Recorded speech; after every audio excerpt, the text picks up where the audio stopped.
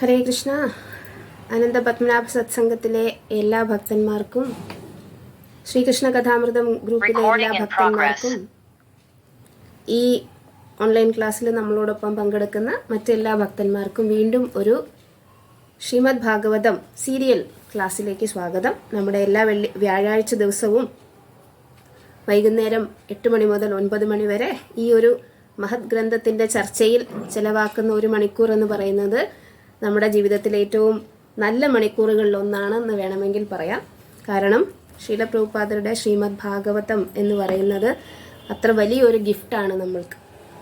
സാധാരണ ഒരാൾക്ക് വായിച്ച് മനസ്സിലാക്കാൻ പറ്റാത്ത ആധ്യാത്മികമായിട്ടുള്ള പല ജ്ഞാനവും ശ്രീല പ്രഭുപാദ് വളരെ എളുപ്പത്തിൽ നമ്മളെപ്പോലെയുള്ള ഭാഗവതത്തിൻ്റെ ആദ്യം പറയുന്നത് പോലെ തന്നെ മന്ദ സുമന്ദ മതയ മന്ദഭാഗ്യ ഇങ്ങനെയൊക്കെ വളരെ വിശേഷപ്പെട്ട ഗുണങ്ങളുള്ള നമ്മളെപ്പോലെയുള്ളവർക്കായി ആര് തരുന്നു? ശ്രീല പ്രഭുപാദ് പകർന്നു തരുന്നു. അപ്പോൾ ഈ ഒരു ശ്രീമദ് ഭാഗവതത്തിൻ്റെ അടുത്ത ഒരു എപ്പിസോഡിലേക്കാണ് നമ്മൾ പോകുന്നത്.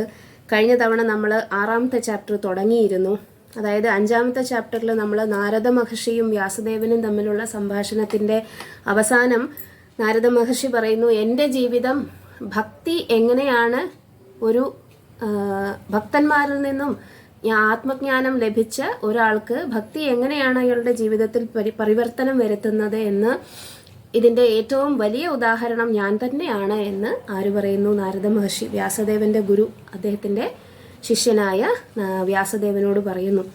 അപ്പോൾ സ്വന്തം ഗുരുവിൻ്റെ ജീവിതം വളരെ ചുരുക്കി അദ്ദേഹം കഴിഞ്ഞ ചാപ്റ്ററിൻ്റെ അവസാനം അങ്ങനെ പറഞ്ഞു, ഭക്തി വേദാന്തികളിൽ നിന്നും ആത്മജ്ഞാനം ലഭിച്ചു, അതെൻ്റെ ജീവിതത്തിൽ പരിവർത്തനമുണ്ടാക്കി, അതിനുശേഷം അടുത്ത കൽപ്പത്തിൽ എനിക്ക് ഈ ഒരു പരിവ്രാജക അല്ലെങ്കിൽ നാരദ മഹർഷി എന്ന ബ്രഹ്മസുത അദ്ദേഹത്തിൻ്റെ അദ്ദേഹത്തിൻ്റെ ശരീരം ലഭിച്ചു എന്ന കാര്യം പറഞ്ഞുവെങ്കിലും അവിടെയാണ് നമ്മൾ പ്രഭുപാദിൻ്റെ വാക്കുകൾ കേട്ടത്. സദ്ധർമ്മ പൃച്ഛ, അതായത് മഹത്തായ ആത്മാക്കളെ കാണുമ്പോൾ നമ്മൾ എന്ത് ചെയ്യണം? ചോദ്യങ്ങൾ ചോദിക്കണം എന്ന് നമ്മൾക്ക് പ്രഭുപാദ് അവിടെയാണ് പറഞ്ഞു തന്നത്. എന്താണ് ചോദ്യങ്ങൾ ചോദിക്കേണ്ടതിൻ്റെ ആവശ്യകത? ചോദ്യങ്ങളെന്ന് പറയുന്നത് എപ്പോഴും നമ്മുടെ ആധ്യാത്മിക പുരോഗതിയിൽ വിലങ്ങുതടിയാണ്. ആ വിലങ്ങുതടിയെ എന്ത് ചെയ്യണം? നമ്മൾ മറികടക്കണം. എന്നാലേ നമ്മൾക്ക് കുറച്ചും കൂടി മുന്നോട്ട് ആധ്യാത്മികമായിട്ട് പുരോഗമിക്കാൻ പറ്റുകയുള്ളൂ. അപ്പോൾ ആരോടാണ് ഈ ചോദ്യങ്ങൾ ചോദിക്കേണ്ടത്? നമ്മുടെ ഗുരുവിനോടും മറ്റ് ശിക്ഷാ ഗുരുക്കന്മാരോടും. നമുക്ക് എന്തെങ്കിലും സംശയമുണ്ടെങ്കിൽ ആ എക്സ്പീരിയൻസ്ഡ് ആയിട്ടുള്ള അല്ലെങ്കിൽ നമ്മളെക്കാൾ ആധ്യാത്മികമായിട്ട് പുരോഗതി പ്രാപിച്ചു നിൽക്കുന്ന ജ്ഞാനികളായിട്ടുള്ള അല്ലെങ്കിൽ വിജ്ഞാനികളായിട്ടുള്ള റിയലൈസ്ഡ് ആയിട്ടുള്ള ഭക്തന്മാരോട് ചോദിക്കണം. പിന്നെ ആ ചോദ്യങ്ങൾക്ക് മറുപടി ലഭിക്കുമ്പോൾ കൂടുതൽ ക്ലിയർ ആയിട്ട് വ്യക്തമായിട്ട് നമുക്ക് ആധ്യാത്മിക രീതിയിൽ പുരോഗമിക്കാൻ പറ്റും. അതുതന്നെയാണ് അവിടെ വ്യാസദേവനും ചെയ്തത്. എന്താണ് ചെയ്തത്? വ്യാസദേവൻ വ്യക്തമാക്കി കുറച്ചും കൂടി വിശദമാക്കി പറഞ്ഞു തരൂ എന്ന് പറഞ്ഞു. എന്താണ് ആ ഭക്തിവേദാന്തികൾ അങ്ങേക്ക് ആത്മജ്ഞാനം ഉപദേശിച്ച് തന്നതിന് ശേഷം പോയി 4 മാസം കഴിഞ്ഞ് അവരുടെ പരിവ്രജക അല്ലെങ്കിൽ അവരുടെ യാത്ര തുടർന്നു. പിന്നെ എന്താണ് അങ്ങ് ചെയ്തത് എന്ന്, എങ്ങനെയാണ് അങ്ങേക്ക് ഈ ഒരു നാരദ മുനിയുടെ ശരീരം അല്ലെങ്കിൽ ജീവിതം ലഭിച്ചത് എന്ന് അറിയാൻ എനിക്ക് താല്പര്യമുണ്ട്, വിശദമായിട്ട് പറഞ്ഞു തരണം. ഇതാണ് സദ്ധർമ്മ പൃച്ഛ എന്ന് പറയുന്നത്. മഹത് സേവ സദ്ധർമ്മ പൃച്ഛ. മഹത് സേവ എന്ന് പറഞ്ഞാൽ ആദ്യം നാരദ മുനി ആ കുട്ടിയായിരുന്ന സമയത്ത് ഭക്തിവേദാന്തികളെ ശുശ്രൂഷിച്ചതിനെയാണ് എന്ത് പറയുന്നത്? മഹത് സേവ. അതുകൊണ്ട് അവരെന്ത് തരും? നമ്മൾക്ക് ആത്മജ്ഞാനം തരും. ആ ആത്മജ്ഞാനത്തിനെ പൂർണ്ണമായിട്ട് ഉപയോഗിക്കണമെന്നുണ്ടെങ്കിൽ എന്ത് ചെയ്യണം? നമ്മൾ കുറച്ചും കൂടി കൂടുതൽ അതിനെക്കുറിച്ച് ചോദിച്ചറിയണം. സദ്ധർമ്മ പൃച്ഛ. അപ്പം അവിടെയാണ് നമ്മൾ നിർത്തിയത്. പിന്നെയും ഒരു കാര്യം നമ്മൾ കേട്ടു. പ്രഭുപാദ് പറയുന്നു, എന്താണ്? 4ാമത്തെ ശ്ലോകമാണ് നമ്മൾ നേരത്തെ കേട്ടത്. പ്രാക് കൽപ്പ വിഷയാമേതാം സ്മൃതിം തേ മുനിസത്തമാ നഹി ഏഷ വ്യവധാത് കാല ഏഷ സർവ നിരാകൃതി. ആ ശ്ലോകത്തിൽ നമ്മൾ കേട്ടത് എന്താണ്? അല്ലയോ മുനിസത്തമ, എങ്ങനെയാണ് അങ്ങേക്ക് അങ്ങയുടെ കഴിഞ്ഞ പ്രാക് കൽപ്പ വിഷയാം, കഴിഞ്ഞ കൽപ്പത്തിലാണ് ഇത് നടന്നത്, അപ്പോൾ എങ്ങനെയാണ് അങ്ങേക്ക് ഇത് ഓർമ്മ വന്നത് എന്ന് വളരെ സ്വാഭാവികമായിട്ടും ആര് ചോദിച്ചു? വ്യാസദേവൻ ചോദിച്ചു. നാരദ മഹർഷി എങ്ങനെയാണ് തൻ്റെ കഴിഞ്ഞ കാലം, കാരണം കാലം എന്ന് പറയുന്നത് എല്ലാത്തിനെയും നശിപ്പിക്കുന്ന ഒന്നാണ്. ഇന്നലെ ചെയ്ത കാര്യം പോലും ചിലപ്പോൾ നമുക്ക് ഇന്ന് ഓർമ്മയുണ്ടാവുകയില്ല. പക്ഷെ എന്നിട്ടും നാരദ മഹർഷിക്ക് പ്രാക്കൽപ്പ വിഷയാമേതാം എങ്ങനെ ഓർമ്മ വന്നു എന്നാണ് വ്യാസദേവന്റെ ചോദ്യം. അപ്പോൾ ശ്രീല പ്രഭുപാദ് വളരെ മനോഹരമായിട്ട് ഇതിനകത്ത് എഴുതുന്നു, consciousness of the material body, ശരീരത്തിൻ്റെ അവബോധം, ശാരീരിക അവബോധം means spiritual consciousness expressed through the medium of A material body. അത് യഥാർത്ഥത്തിൽ ശരീരത്തിൻ്റെ അവബോധമല്ല, നമ്മുടെ ആധ്യാത്മിക അവബോധം തന്നെയാണ്. ശരീരത്തിൽ കൂടി നമ്മൾ സ്വായത്തമാക്കുന്നു എന്നതേ ഉള്ളൂ. Thus consciousness is inferior, destructible and perverted. അത് എന്താണ്? ഭൗതികമായിട്ടുള്ള അവബോധം, ശരീരത്തെക്കുറിച്ചുള്ള ജ്ഞാനം, അതൊക്കെയാണെങ്കിൽ എന്താണ്? അത് നശിക്കുന്നതാണ്. ഈ ശരീരം തീരുമ്പോൾ ആ ജ്ഞാനവും തീരും. But super consciousness of the supra mind in the spiritual plane is as good as the spirit soul and is never annihilated. എന്താണ് സൂപ്പർ കോൺഷ്യസ്നെസ്? ആധ്യാത്മിക അവബോധം. എന്തിൻ്റെ? ശരീരത്തിനെ കുറിച്ചല്ല, നമ്മുടെ ആത്മാവിനെ കുറിച്ചുള്ള അവബോധം. അത് ആധ്യാത്മിക തലത്തിലായതുകൊണ്ട് തന്നെ ആത്മാവ് ഒരിക്കലും നശിക്കുന്നില്ല. ന ഹന്യത്തെ ഹന്യമാനേ ശരീരേ, ഭഗവത്ഗീതയിൽ പറയുന്നത് പോലെ ആത്മാവ് ഒരിക്കലും നശിക്കാത്തത് കൊണ്ട് എന്ത് നശിക്കുന്നില്ല? ആത്മാവിനെ കുറിച്ചുള്ള അവബോധവും നശിക്കുന്നില്ല. അതുകൊണ്ട് ആ അവബോധം എപ്പോഴും നിലനിൽക്കും. അപ്പോൾ നമ്മുടെ നാരദ മുനിക്ക് ഏതവബോധമായിരുന്നു ഉണ്ടായിരുന്നത്? ശാരീരിക അവബോധമായിരുന്നോ? അല്ല, അദ്ദേഹത്തിൻ്റെ അവബോധം ആത്മാവിനെ കുറിച്ചുള്ളതായിരുന്നു. അതുകൊണ്ട് തന്നെ അത് അനശ്വരവുമായിരുന്നു. വേറെയും നമ്മൾ എക്സാമ്പിൾസ് കേട്ടു അല്ലേ? ഭരത മഹാരാജാവിൻ്റെ കഥ നമ്മൾ ഇനിയും കാണും. ഭാഗവതത്തിൽ അങ്ങോട്ട് പോകുമ്പോൾ ഒരുപാട് ഇതുപോലെയുള്ള ദൃഷ്ടാന്തങ്ങൾ നമ്മൾക്ക് കാണാം. കഥയല്ല, ദൃഷ്ടാന്തം എന്ന് തന്നെ വേണം പറയാൻ. കാരണം എന്താണ്? ഇതൊക്കെ ഉദാഹരണമാണ്. ഇതൊക്കെ അന്നത്തെ കൽപ്പത്തിലും കാലങ്ങളിലുമൊക്കെ നടന്നിട്ടുള്ളതാണ്. നമ്മൾക്ക് അതിനെക്കുറിച്ചൊന്നും ചിന്തിക്കാൻ കഴിവില്ലാത്തത് കൊണ്ട് നമ്മൾ ചിലപ്പോൾ അത് കെട്ടുകഥകൾ എന്നൊക്കെ പറഞ്ഞേക്കാം. ഇപ്പോഴുള്ള എല്ലാ ആൾക്കാരും പറയുന്നത് പോലെ മിത്തോളജി. പക്ഷെ ഇത് മിത്തല്ല. എന്താണ് ഇത്? ഹിസ്റ്ററിയാണ്, ചരിത്രമാണ്. നമുക്ക് ചിന്തിക്കാൻ പറ്റുന്നതിലും കൂടുതലാണ് ആ ചരിത്രത്തിൻ്റെ കാലം. അതുകൊണ്ടാണ് നമ്മൾക്കത് മിത്തായി തോന്നുന്നത്. അപ്പം നമുക്ക് അടുത്ത ശ്ലോകത്തിലേക്ക്, 5-ാമത്തെ ശ്ലോകത്തിലേക്ക് കടക്കുന്നതിന് മുമ്പ് ചെറിയൊരു കീർത്തനം ചെയ്യാം. എങ്ങനെയാണ് നാരദ മഹർഷി തൻ്റെ ജീവിതം വെളിവാക്കുന്നത് എന്ന് നമ്മൾക്ക് കേൾക്കാം. ജയ രാധ മാധവ കുഞ്ച ബിഹാരി ഗോപിജന വല്ലഭ ഗിരിവരധാരി. ജയ രാധ മാധവ കുഞ്ച ബിഹാരി ഗോപിജന വല്ലഭ ഗിരിവരധാരി.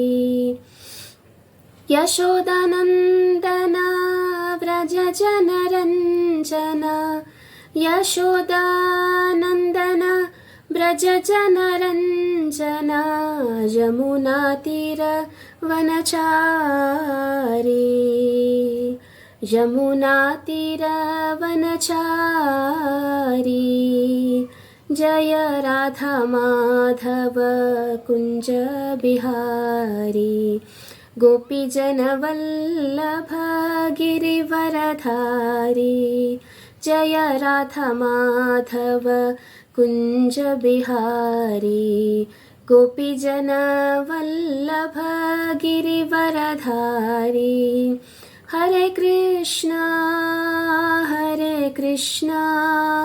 കൃഷ്ണ കൃഷ്ണ ഹരേ ഹരേ. ഹരേ രാമ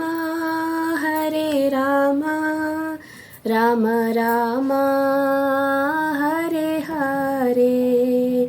ജയ കൃഷ്ണ ബലരാം ജയ കൃഷ്ണ ബലരാം. കൃഷ്ണ ബലരാം ജയ കൃഷ്ണ ബലരാം. ജയ ഗൗരനിതായ് ജയ ഗൗരനിതായ്. गौरनिताय जय गौरनिताय. जय जय प्रभुपाद प्रभुपाद प्रभुपाद. जय जय प्रभुपाद. जय जय गुरुदेव गुरुदेव गुरुदेव जय जय गुरुदेव। ओम नमो भगवते वासुदेवाय। ओम नमो भगवते वासुदेवाय। ओम नमो भगवते वासुदेवाय।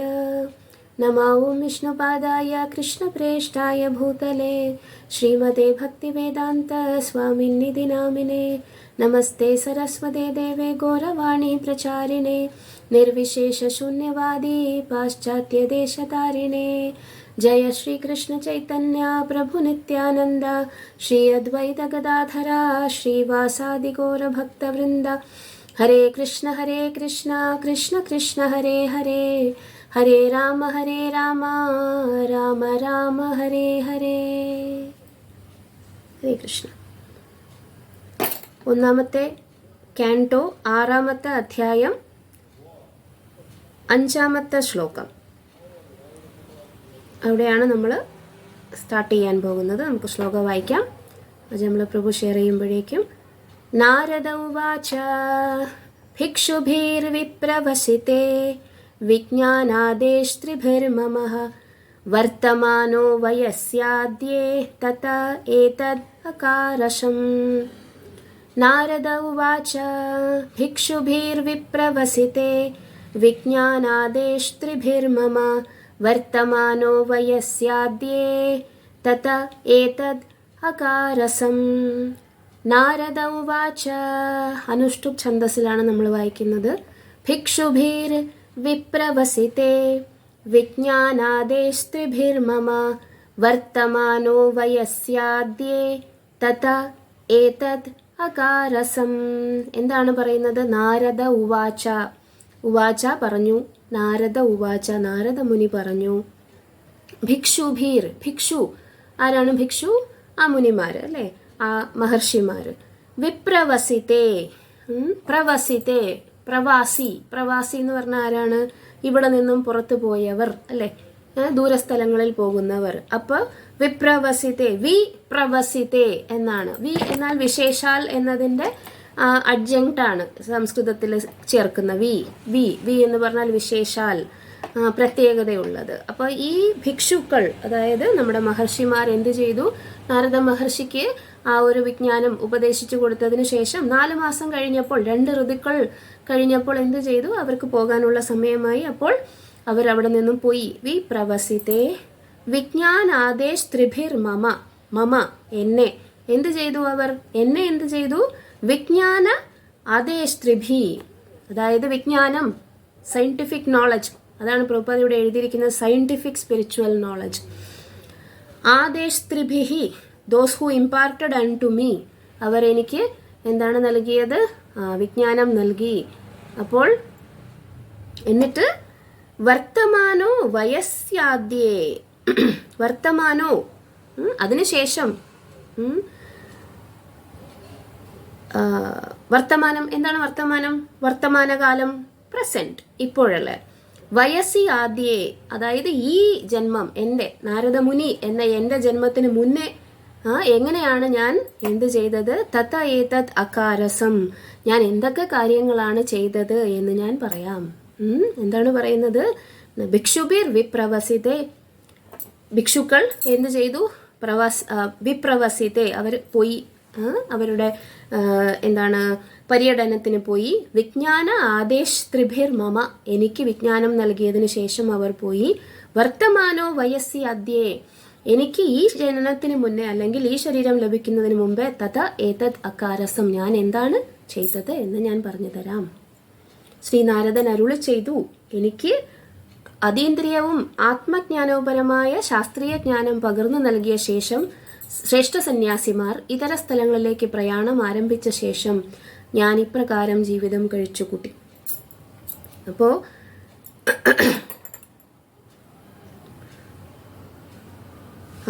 അപ്പോൾ അടുത്ത ശ്ലോകത്തിലേക്ക്, കാരണം എങ്ങനെയാണ് അദ്ദേഹം കഴിച്ചുകൂട്ടിയതെന്ന് പറയാൻ പോകുന്നതേ ഉള്ളൂ.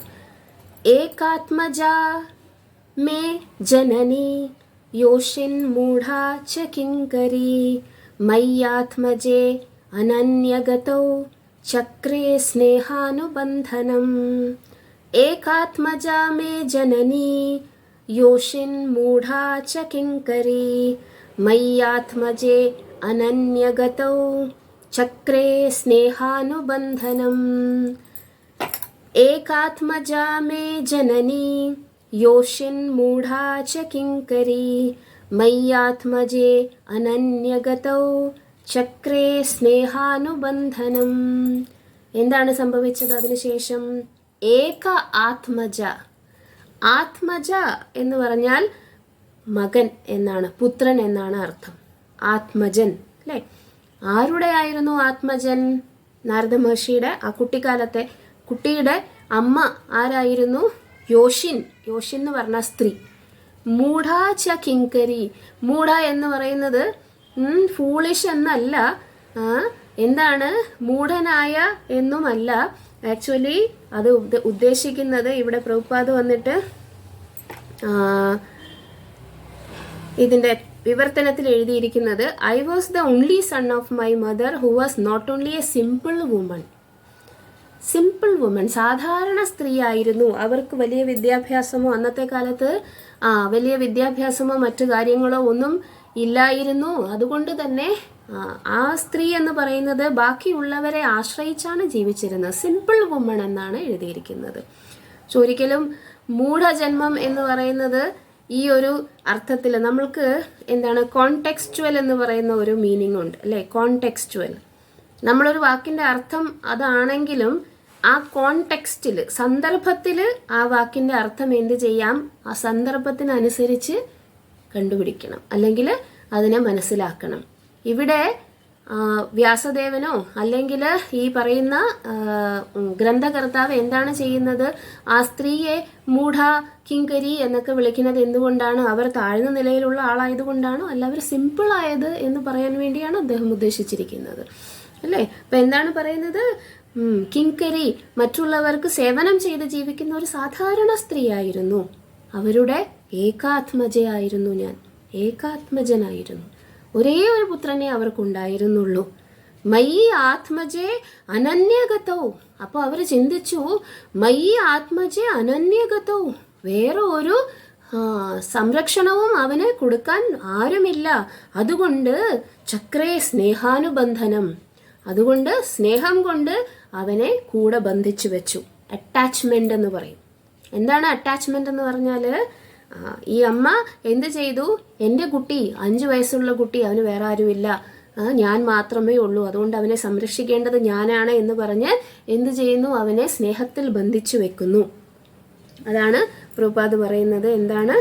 I was the only son of my mother who was not only a simple woman but a maid servant as well. Since I was her only offspring, she had no other alternative for protection. She bound me with the tie of affection. ഇതാണ് അമ്മയും കുട്ടിയും തമ്മിലുള്ള ആ ഒരു ബന്ധം എന്ന് ശ്രീല പ്രഭുപാദ് പറയുന്നു വിവർത്തനത്തിൽ. Okay, അടുത്ത ശ്ലോകത്തിലേക്ക് കടക്കാം. സ സ്വതന്ത്ര ന കൽപ്പാസീദ് യോഗക്ഷേമം മമേച്ഛതി ഈശസ്യ ഹി വശേ ലോകോ യോഷാ ദാരുമയീ യഥാ. सा अस्वतन्त्र न कल्पासीत् योगक्षेमं ममेच्छति ईशस्य हि वशे लोको योषा दारुमयी यथा. सा स्वतन्त्र न कल्पासीत् योगक्षेमं ममेच्छति ईशस्य हि वशे लोको योषा दारुमयी यथा. ഇത് വളരെ ഇമ്പോർട്ടൻ്റ് ആയിട്ടുള്ള ഒരു ശ്ലോകമാണ്. എന്താണ് പറയുന്നത്? സ അസ്വതന്ത്ര, അവള് എന്തായിരുന്നില്ല? സ്വതന്ത്രയായിരുന്നില്ല. കാരണം ആ സ്ത്രീക്ക് സ്വന്തമായി ഗ്രഹമോ സ്വന്തമായി സമ്പത്തോ ആ കുട്ടിയെ നോക്കാൻ ആരെയും ആശ്രയിക്കേണ്ടതായിട്ടുള്ള ഒരു കാര്യമല്ലായിരുന്നു. സേവനം ചെയ്തുകൊണ്ട് കിട്ടുന്ന ധനം കൊണ്ട് വേണമായിരുന്നു ആ കുട്ടിയെ വളർത്താൻ വേണ്ടിയിട്ട്. അതുകൊണ്ടാണ് അസ്വതന്ത്ര എന്ന് എഴുതിയിരിക്കുന്നത്. സ ആരാണ്? നേരത്തെ നാരദ മഹർഷിയുടെ അമ്മയെക്കുറിച്ച് പറഞ്ഞില്ലേ? സ, അവർ ആരായിരുന്നു? അസ്വതന്ത്ര. ന കൽപ്പ ആസീത്, എന്താണ്? അവരെ കൊണ്ട് ആരെയും ആശ്രയിക്കാതെ സ്വന്തം പുത്രനെ വളർത്താൻ വേണ്ടിയിട്ട് സാധിക്കുമായിരുന്നില്ല. യോഗക്ഷേമം മമ ഇച്ഛതി. എന്താണ് യോഗക്ഷേമം നമ്മൾ കേട്ടിട്ടുണ്ടോ? ഈ വാക്ക് നേരത്തെ ഉണ്ടല്ലോ. ഭഗവത്ഗീതയിലെ ഏറ്റവും പ്രധാനപ്പെട്ട ഒരു ശ്ലോകം എന്ന് പറയുന്നത് യോഗക്ഷേമം വഹാമി അഹം അല്ലേ. എന്താണ് LICയുടെ ഇതില് ലോഗോ? യോഗക്ഷേമം വഹാമ്യഹം. യോഗവും ക്ഷേമവും. എന്താണ് യോഗവും ക്ഷേമവും? ഒരു പരിപാലനം അല്ലേ. ഒരു ആശ്രിതനെ എങ്ങനെയാണോ ഒരു സുപ്പീരിയർ പരിപാലിക്കുന്നത്, അതിനെയാണ് യോഗക്ഷേമം എന്ന് പറയുന്നത്. അപ്പോൾ തന്നെ ആശ്രയിച്ചിരിക്കുന്ന തൻ്റെ പുത്രനെ ആരാണ് പരിപാലിക്കേണ്ടത്? ഞാനാണ് പരിപാലിക്കേണ്ടത്. അതുകൊണ്ട് എന്ത് ചെയ്തിരുന്നു? ആ സേവനം കൊണ്ട് എന്തൊക്കെ അവന് വേണ്ടി ചെയ്യാമോ അതെല്ലാം.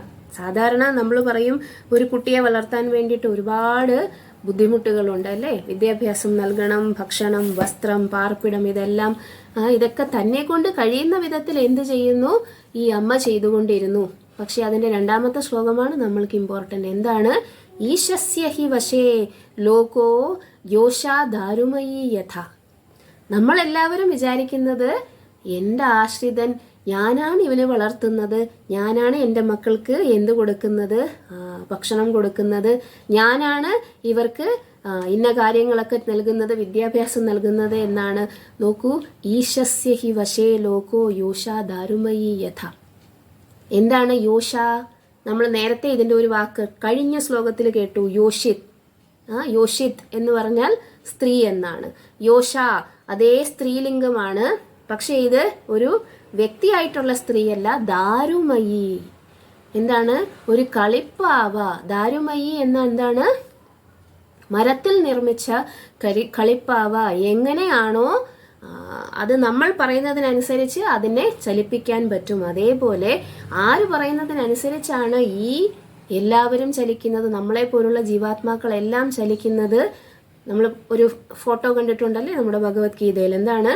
ഒരു പാവ, അതിനെ ചലിപ്പിക്കാൻ വേണ്ടിയിട്ട് മേലിൽ നിന്നും 3 തരത്തിലുള്ള കയറുകൾ, സത്വം, രജസ്, തമോ ഗുണം, പ്രകൃതിയുടെ 3 ഗുണങ്ങളാണ് ഈ ജീവാത്മാവിനെ ചലിപ്പിക്കുന്നത് എന്ന് നമ്മൾ കണ്ടിട്ടുണ്ട്. അതേപോലെ പറയുകയാണ്, ഈശസ്യ ഹി വശേ ലോകോ. നമ്മളെ ചലിപ്പിക്കുന്നത് നമ്മളല്ല, അതിന് മേലെയുള്ള ഈശ്വരനാണ് അതിനെ ചലിപ്പിക്കുന്നത്. അപ്പോൾ ആ നിയന്ത്രണത്തിന് വിധേയാണ് ഞാൻ എന്ന് മനസ്സിലാക്കിക്കൊണ്ട് അവർക്ക് അവരെ കൊണ്ട് ചെയ്യാൻ കഴിയുന്ന തരത്തിൽ ഈ കുട്ടിയെ വളർത്തിക്കൊണ്ടു പോകുന്നു. ഓക്കെ, ശരിയായ രീതിയിൽ എന്നെ പരിപാലിക്കാൻ എൻ്റെ ജനയിത്രി ആഗ്രഹിച്ചു. എന്നാൽ അവർ പരാശ്രയം കൂടാതെ ജീവിക്കുന്നവരായിരുന്നില്ല. ആകയാൽ എനിക്ക് വേണ്ടി യാതൊന്നും ചെയ്യുവാനുള്ള പ്രാപ്തി അവർക്കുണ്ടായിരുന്നില്ല. വിശ്വം പരമപുരുഷന്റെ പരിപൂർണ നിയന്ത്രണത്തിലാണ്. ആകയാൽ ഏവരും പാവകളിക്കാരൻ്റെ കയ്യിലിരിക്കുന്ന മരപ്പാവകളെ പോലെയാണ്. ഞാൻ, എൻ്റെ, എനിക്ക് എന്നതാണ് അഹങ്കാരത്തിൻ്റെ ഏറ്റവും അറ്റത്തെ വാക്കുകൾ. ഞാൻ, എൻ്റെ നിയന്ത്രണത്തിൽ, എൻ്റെ മക്കൾ, ഞാനാണ് നിങ്ങൾക്ക് പൈസ തരുന്നത് പഠിക്കാൻ വേണ്ടിയിട്ട്, ഞാനാണ് ഫീസ് അടയ്ക്കുന്നത്, ഞാനാണ് നിന്നെ പഠിപ്പിക്കുന്നത്. പക്ഷെ നോക്കൂ, ആ ഈശ്വരൻ ആഗ്രഹിച്ചില്ലെങ്കിൽ ഈ ആൾക്ക് ആ നിയന്ത്രണം നടത്താൻ പറ്റുകയില്ല. ഞാനാണ് ഈശ്വരൻ എന്ന് വിചാരിക്കുന്നു എങ്കിലും നിയന്ത്രണം ആരുടെ കയ്യിലാണ്? ഈശ്വരൻ്റെ കയ്യിലാണ്, യഥാർത്ഥ ഈശ്വരൻ്റെ കയ്യിലാണ്. അപ്പോൾ ഈ ഒരു വാക്ക് വളരെ ഇമ്പോർട്ടൻ്റ് ആണ്. ഈശസ്യ ഹി വശേ ലോകോ യോഷാ ദാരുമയീ യഥ. എന്നിട്ട് എന്ത് പറ്റി അമ്മയ്ക്ക് നോക്കാം. അഹം ച തത് ബ്രഹ്മകുലേ ഊഷീവാംസ്തദുപേക്ഷയാ ദിഗ്ദേശ കാലാവ്യുപ്പന്നോ ബാലക പഞ്ചഹായന. എന്താണ്?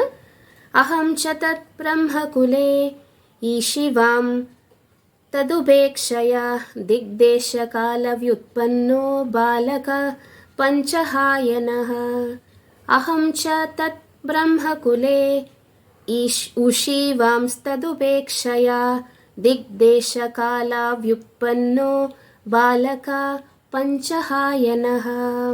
എന്നെക്കുറിച്ച് പറയുകയാണ്. ആര്? നാരദ മഹർഷിയുടെ ചെറിയ കുട്ടിയായിരുന്ന നാരദ മഹർഷിയെക്കുറിച്ച് പറയുകയാണ്. അഹം, ഞാൻ, തത് ബ്രഹ്മകുലേ, അവിടെ ബ്രാഹ്മണർക്ക് വേണ്ടിയിട്ടുള്ള ഒരു സ്കൂൾ ഉണ്ടായിരുന്നു, അവിടെയായിരുന്നു ഞാൻ വസിച്ചിരുന്നത്. ഊഷീവാംസ് തത് ഉപേക്ഷയാ, അവിടെയുള്ള ആൾക്കാരെ സേവനം ചെയ്തുകൊണ്ടാണ് എൻ്റെ അമ്മ കഴിഞ്ഞിരുന്നത്. അതുകൊണ്ട് എന്ത് സംഭവിച്ചു? ഞാൻ അവിടെ താമസിച്ചു. ആ സ്കൂളിൽ താമസിച്ചു ജീവിച്ചു പോന്നു. പിന്നെ ദിഗ്ദേശ കാല അവ്യുത്പന്നോ, എനിക്ക് കാലത്തിനെ കുറിച്ചോ ദിക്കുകളെ കുറിച്ചോ ദേശങ്ങളെ കുറിച്ചോ വിവിധ തരത്തിലുള്ള സ്ഥലങ്ങളുണ്ടെന്നോ നഗരങ്ങളുണ്ടെന്നോ ഗ്രാമങ്ങളുണ്ടെന്നോ ഇതൊന്നും എനിക്ക് അറിയുകയില്ലായിരുന്നു. ബാലക, ഞാനൊരു വെറും കുട്ടിയായിരുന്നു. പഞ്ചഹായന, 5 വയസ്സ് മാത്രം പ്രായമുള്ള ഒരു ബാലൻ മാത്രമായിരുന്നു ഞാൻ.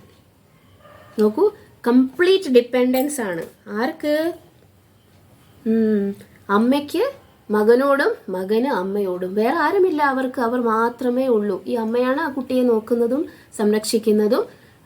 അമ്മയെ കൊണ്ട് സാധു സ്ത്രീയാണ്, ഒരു സിമ്പിൾ വുമൺ, സാധുവായിട്ടുള്ള ഒരു സേവനം ചെയ്ത് ജീവിക്കുന്ന ഒരു സ്ത്രീ. അവരുടെ ജീവിതത്തിൽ ആ ഒരു അമ്മ മാത്രമേ ആ കുട്ടിക്ക് എന്തുള്ളൂ, അറ്റാച്ച്മെൻ്റ് ഉള്ളൂ. വേറെ ആരുമില്ല. അവന് വേറെ ഒന്നിനെ കുറിച്ച് അറിയില്ല. വെറും 5 വയസ്സ് പ്രായം. എന്ത് സംഭവിച്ചു? ഏകദാ നിർഗതാം ഗേഹാത് ദുഹന്തീം നിശിഗാം പഥി സർപ്പോ അദശത് പദാ സ്പൃഷ്ട കൃപണം കാലചോദിതഃ. ഏകദാ നിർഗതാം ഗേഹാത് ദുഹന്തീം നിശിഗം പതി സർപ്പോദശത് പദസ്പൃഷ്ട കൃപണം കാലചോദിതഃ.